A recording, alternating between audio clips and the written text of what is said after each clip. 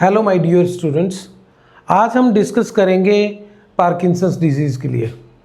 Perkin disease एक one of the most important topic है NCLEX का, जिसमें हमें पूछा जाता है पार्किंसंस से रिलेटेड प्रॉब्लम्स और उसका सॉल्यूशंस। तो पार्किंसंस में बेसिकली दो प्रॉब्लम्स पेशेंट के साथ में होती हैं। बेसिकली हम कहें कि Parkinson's disease is characterised by decrease dopamine levels and increased acetylcholine levels. Dopamine और एसिटाइलकोलिन ये दो मोस्ट इंपॉर्टेंट फैक्टर्स हैं जो पार्किंसंस डिजीज में हमें ध्यान रखने होते हैं। टॉकिंग अबाउट डोपामिन, डोपामिन क्या काम करता है हमारे शरीर के अंदर? डोपामिन बेसिकली हमारी बॉडी की मसल मूवमेंट को कंट्रोल करता है।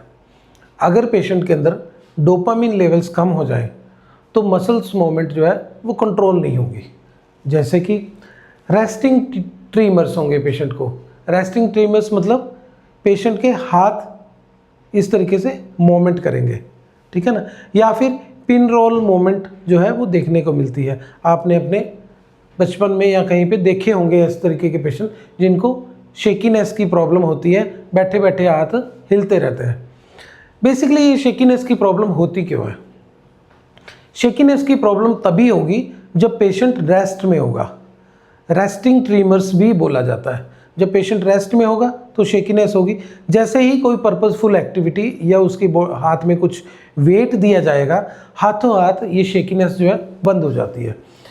तो इसलिए इन पेशेंट्स के लिए हम डेडिकेटेड यूटेंसिल्स का यानी कि बर्तनों का इस्तेमाल करते हैं, जिन बर्तनों से अगर वो खाना खाएंगे तो बिना स्पिल आउट, बिना गिराए ईजीली वो अपने आप को फीड कर सकते हैं। तो इनके लिए हम रेस्टिंग ट्रीमर्स को बचाने के लिए हम क्या करते हैं, वेटेड यूटेंसिल्स उन्हें देते हैं ताकि उनके हाथ जो है वो एबनॉर्मल मूवमेंट ना करें। साथ ही साथ इनके अंदर देखी जाती है कोगविल रेजिडिटी। अब कोगविल रेजिडिटी क्या होता है? जैसे चलती गाड़ी का चक्का अगर फंस जाए तो उसे कोगविल कहा जाता है। तो इन पेशेंट्स के अंदर देखने को मिलता है कि ये चलते चलते चलते एकदम से अटक जाते हैं, उसके बाद में ये आगे मूवमेंट नहीं कर पाते। तो उन्हें मूवमेंट ईजी करने के लिए हमें साइड में या टर्न अराउंड करवाया जाता है। अगर हम उन्हें साइड या टर्न अराउंड कराते हैं तो वो ईजिली चल पाते हैं। अगर हम कोशिश करेंगे कि हम उन्हें आगे खींचें तो डेफिनेटली वो अपना वेट जो है वो कंट्रोल नहीं कर पाएंगे, अपने मूवमेंट या अपना जो बॉडी वेट है उसे मेंटेन नहीं कर पाएंगे और वो गिर सकते हैं। तो गिरने की जो चांसेस है वो बहुत ज़्यादा रहते हैं, ठीक है जी। आगे ये तो थी चलने से और हाथों से रिलेटेड बात। अब हम बात करेंगे फेस, जो उनका चेहरा है और चेहरे की मूवमेंट के बारे में। तो जैसे हाँ इनके हाथों के अंदर कंट्रोल नहीं होता, इसी तरीके से जो फेस की मसल्स है वो भी इतनी ज़्यादा वीक हो जाती हैं कि वो अपने सिक्रीशंस को कंट्रोल नहीं कर पाती। बेसिकली इनके मुंह से जो लार है वो गिरती रहती है या एक्सेस सलाइवेशन जो है वो होता रहता है। साथ ही साथ इनका जो फेस है वो मास्क लाइक फेस होता है। जैसे कि आपने देखा हो कि पेशेंट ने मुखौटा पहन रखा है, उसके फेस के अंदर किसी भी तरीके की कोई भी एक्सप्रेशंस नहीं होते, ठीक है जी। उसके बाद में है ब्रेडिकाइनेसिया। ब्रेडिकाइनेसिया एक वो टर्म है जिसके अंदर देखा जाता है कि पेशेंट के अंदर जो मूवमेंट है वो बहुत ज़्यादा स्लो होती है। ब्रेडिकाइनेसिया, काइनेसिया मतलब मूवमेंट, ब्रेडी मतलब स्लो। तो स्लो मूवमेंट्स देखने को मिलती है due to low dopamine levels, ठीक है जी। They are more prone to falls, ये मैंने आपको पहले बताया। डिस्फेजिया के बारे में हम बात कर चुके हैं। और साथ ही साथ इनके अंदर पोस्चर वीकनेस भी होती है, यानी कि एक ही पोस्चर के अंदर बैठे बैठे ये बड़ी जल्दी से थकने लग जाते हैं। डोपामिन लेवल डिक्रीज थे तो ये सिम्टम्स आए, लेकिन दूसरी तरफ एसिटाइलकोलिन लेवल्स बढ़े हुए हैं। तो एसिटाइल लेवल की वजह से क्या क्या प्रॉब्लम्स इस पेशेंट के अंदर देखने को मिलेगी, इधर देखते हैं। जब एसिटाइलकोलिन लेवल्स बढ़ जाते हैं तब बॉडी के सिक्रीशंस के ऊपर बेसिकली सबसे ज़्यादा चेंजेस देखने को मिलते हैं। एसिटाइलकोलिन के बढ़ने के साथ साथ जो बॉडी के सिक्रीशंस हैं वो लेवल अप होने लगते हैं, ठीक है जी। बहुत ज़्यादा सिक्रीशंस बढ़ते हैं तो पेशेंट उन सिक्रीशंस को कंट्रोल नहीं कर पाता, क्योंकि मसल्स जैसे फेशियल मसल्स, उनकी जो निगल पाने की जो ताकत है उस मसल्स के अंदर भी कमजोरी होगी। डिस्फेजिया में प्रॉब्लम है, हमने पढ़ा है कि डिस्फेजिया होता है, तो ये सिक्रेशंस को कंट्रोल नहीं कर पाते, इसलिए इनके अंदर चोकिंग के बड़े ज़्यादा चांसेस होते हैं। ठीक है जी। तो हम क्या करते हैं, एसिटाइल कोलिन के लेवल्स को घटाने का काम करते हैं। ठीक है जी। तो एसिटाइल करता क्या क्या है,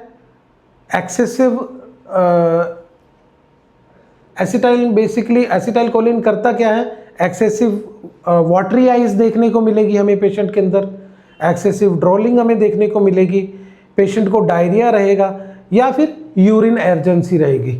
यूरिन अर्जेंसी का मतलब बार बार जो है यूरिन करने के लिए पेशेंट बात करता है। तो बेसिकली जो एसिटाइल कोलिन है, इसके लिए हमें एक बढ़िया सा फैंसी वर्ड या एक कैटेगरी का नाम यूज करते हैं जिसको कहते हैं कोलिनर्जिक्स।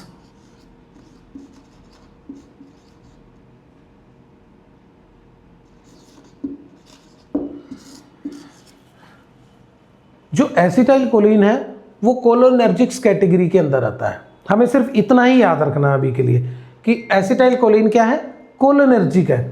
तो कोलिनर्जिक इफेक्ट दिखा रहा है, तो कोलिनर्जिक इफेक्ट को खत्म करने के लिए हमें क्या करना पड़ता है, ट्रीटमेंट।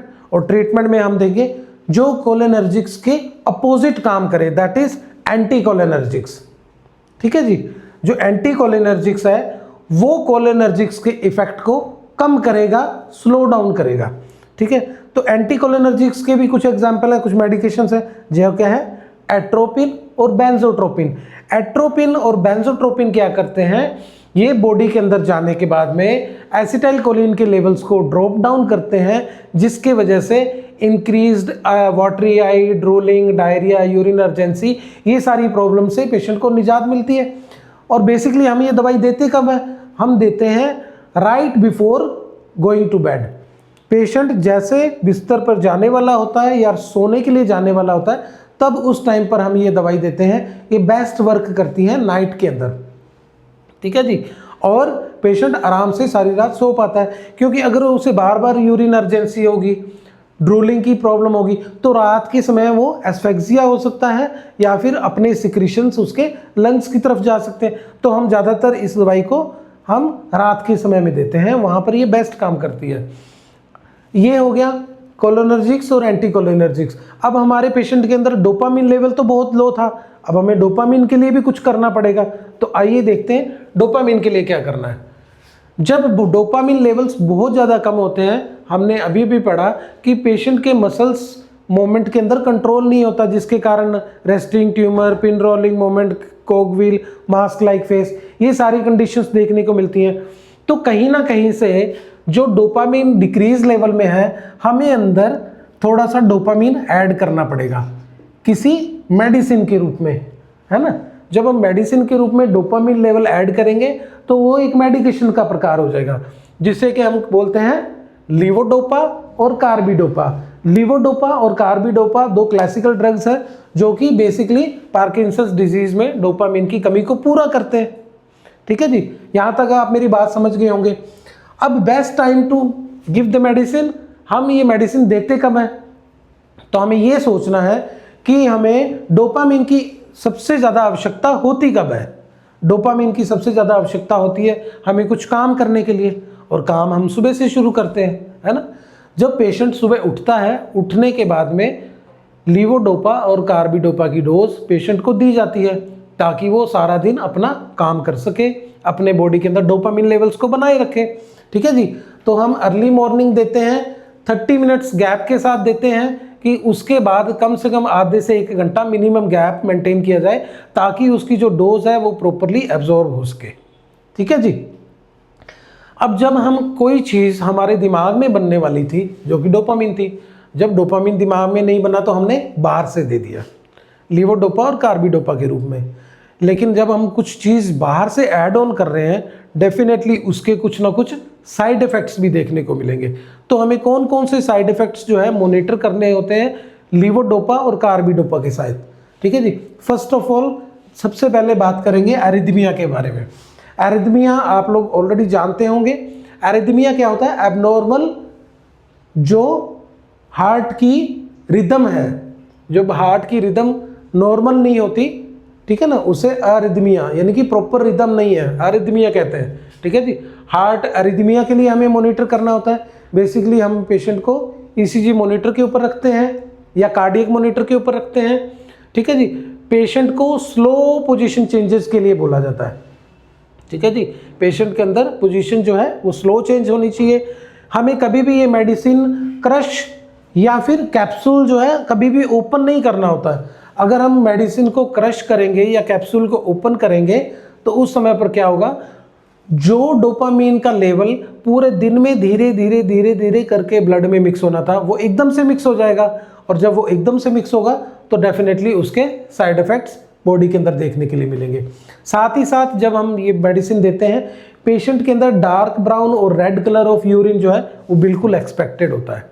यानी कि ये इफेक्ट है लीवोडोपा और कार्बिडोपा का, जिसके कारण रेड कलर का जो यूरिन और ब्राउन कलर का यूरिन देखने को मिलेगा। साथ ही साथ इसके साथ में कुछ कॉन्ट्रा इंडिकेशंस है कि इस दवाई के साथ में ये चीज़ें तो बिल्कुल नहीं देनी है। तो वो क्या है, do not use protein and vitamin B6। ठीक है जी, प्रोटीन और विटामिन B6 जो है इन मेडिसिन के साथ में हम कभी भी यूज़ नहीं करेंगे, नहीं तो रिजल्ट में पेशेंट को बहुत हाई ब्लड प्रेशर बढ़ सकता है। ठीक है जी, बहुत हाई ब्लड प्रेशर बढ़ सकता है, जिसे कि हाइपरटेंसिव क्राइसिस भी कहते हैं। ठीक है जी, अब हमने डोपामीन और डोपामीन के मेडिसिन और उनके इफेक्ट्स और साइड इफेक्ट्स के बारे में यहाँ पर देखा। अब हमने जो एसिटाइल कोलिन पढ़ा था जो कि बॉडी के अंदर सिक्रीशंस को कंट्रोल कर रहा था, अब उसको हमें कैसे सही करना, क्योंकि एसिटाइल कोलिन तो सिक्रीशंस बहुत ज़्यादा बढ़ा रहा है। अब हमें सिक्रीशंस को करना है मेंटेन। तो मेंटेन करने के लिए हमने पढ़ा एट्रोपिन और बेंजोट्रोपिन का इस्तेमाल करते हैं। अब एट्रोपिन और बेंजोट्रोपिन किस रूप में लेते हैं, टैबलेट के रूप में लेते हैं।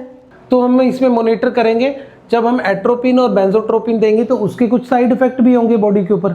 तो हमें कौन कौन सी चीज़ें हैं जिसका ध्यान रखना है। बेसिकली इसमें काफ़ी ज़्यादा ड्राई स्टेट आ जाती है, कंडीशन जो है काफ़ी ड्राई स्टेट हो जाती है पेशेंट की, जिसमें पेशेंट कैंट सी, पेशेंट जो है देख नहीं पाता, बैट जो चमगादड़ होती है, चमगादड़ की जैसी आंखें हो जाती है, मायोपिया कंडीशन हो जाती है पेशेंट को। पेशेंट कैंट पी यानी कि पेशेंट यूरिन नहीं कर पाता है, यूरिन रिटेंशन होने लग जाता है। Patient can't spit due to decrease salivation, patient जो है स्पिट नहीं कर पाता। And even though patient can't poop, patient का पेट साफ नहीं होगा, पेशेंट को कॉन्स्टिपेशन की जो कंडीशन है वो होने लग जाती है। अब बात करेंगे प्रियोरिटी के बारे में। जो हमारी कंडीशन है पार्किंसंस डिजीज, पार्किंसंस डिजीज की सबसे मोस्ट इंपॉर्टेंट जो प्रियोरिटी है that is airway due to high secretions. ठीक है जी, हमें पार्किंसंस डिजीज की कंडीशन के पेशेंट्स के साथ में प्रियोरिटी मेंटेन करनी है कि उन्हें एयरवे को अच्छे से मेंटेन किया जाए, उसकी पेटेंसी को अच्छे से मेंटेन किया जाए। साथ ही साथ इन पेशेंट्स के अंदर फॉल प्रिकॉशंस हमें रखनी है, क्योंकि आपने पढ़ा है डोपामीन की कमी के कारण पेशेंट के अंदर मसल्स की वीकनेस होती है और फॉल्स के बहुत ज़्यादा हाई चांसेस रहते हैं। आप लोग जो भी एनक्लेक्स की टॉपिक्स आगे करना चाहते हैं आप मेरे साथ बने रहिए, क्योंकि अगला टॉपिक हम कोलिनर्जिक्स और एंटी कोलिनर्जिक्स के ऊपर लेके आने वाले हैं। इसीलिए हमने आज ये टॉपिक सेलेक्ट किया था, क्योंकि मोस्ट ऑफ द स्टूडेंट्स को बहुत ज़्यादा कन्फ्यूज़न होता है कोलिनर्जिक्स और एंटी कोलिनर्जिक्स में। मैं कोशिश करूँगा एनक्लेक्स के लगभग सभी फार्मा क्वेश्चंस को और फार्मा ड्रग्स को यहाँ पर कंप्लीट करने के लिए, इसलिए मैं आप लोगों से रिक्वेस्ट करता हूँ प्लीज़ मेरे चैनल को सब्सक्राइब कीजिए और अपने नर्सिंग स्टूडेंट फ्रेंड्स के साथ में ज़रूर शेयर कीजिए। आप लोगों का बहुत बहुत धन्यवाद।